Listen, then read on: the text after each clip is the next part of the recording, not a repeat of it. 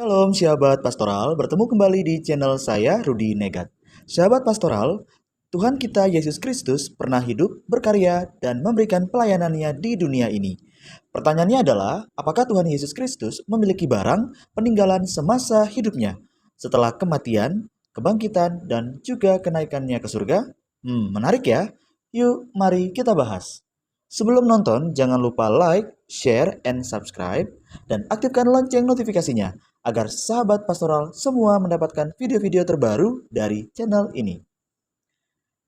Sahabat pastoral, dalam ajaran Gereja Kristen Katolik, bagian tubuh atau atribut dari orang-orang kudus yang sudah disahkan oleh Gereja Kristen Katolik sebagai benda suci, ini disebut sebagai relikwi.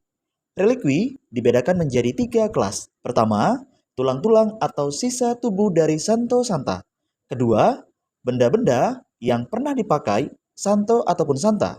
Yang ketiga, kain yang ditempelkan pada relikwi kelas 1 atau kelas 2 ini. Kebanyakan relikwi yang ada sekarang adalah relikwi kelas 3. Biasanya yang pernah ditempelkan itu dipotong kecil-kecil dan dilekatkan pada mendali atau kertas doa. Akan tetapi, dalam pembahasan kita hari ini tentang relikwi Tuhan kita Yesus Kristus, apapun yang secara langsung dikaitkan dengan peristiwa-peristiwa dalam kehidupannya diklasifikasikan dalam sebagai relikwi peringkat tertinggi. Berikut 11 benda yang menakjubkan dan luar biasa yang sebagai peninggalan dari kehidupan Tuhan kita Yesus Kristus. Yang pertama, fragmen salib asli. Ada banyak fragmen salib asli di berbagai gereja di seluruh dunia. Fragmen pada gambar ini berada di Imperial Treasury di Wina, Austria. Yang kedua, paku penyaliban.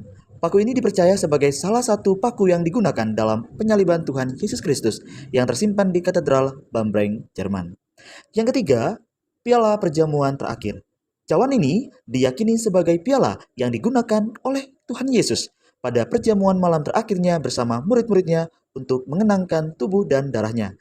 Cawan tersebut disimpan di Katedral Valencia, Spanyol. Yang keempat, jubah tak berjahit. Jubah ini dipercaya sebagai jubah Kristus yang tak berjahit ketika menjadi bahan taruhan oleh tentara Romawi selama penyaliban. Jubah ini disimpan di Katedral Trier, Jerman. Yang kelima, tombak. Kristus ditikam dengan tombak ketika ia tergantung di kayu salib untuk memastikan kematiannya.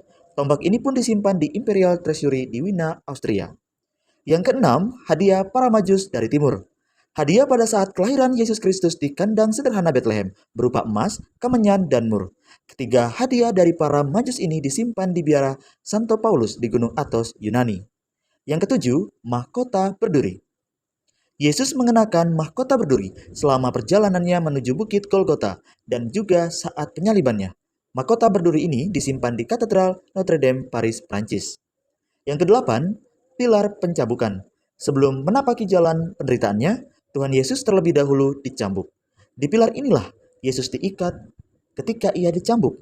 Pilar ini disimpan di Basilika Santo Praxedes di Roma, Italia. Yang kesembilan, tabung berisi darah kudus Yesus. Tabung ini disimpan di Basilika Darah Kudus di Bruges, Belgia. Yang kesepuluh, Titulus Crucis. Papan kayu ini dipercaya sebagai tanda yang tergantung di atas Yesus ketika disalib yang mengatakan, inilah Raja orang Yahudi. Papan ini disimpan di Basilika Salib Suci Yerusalem di Roma, Italia. Yang ke-11, kain kafan Turin. Kain kafan Turin diyakini sebagai kain penguburan Yesus.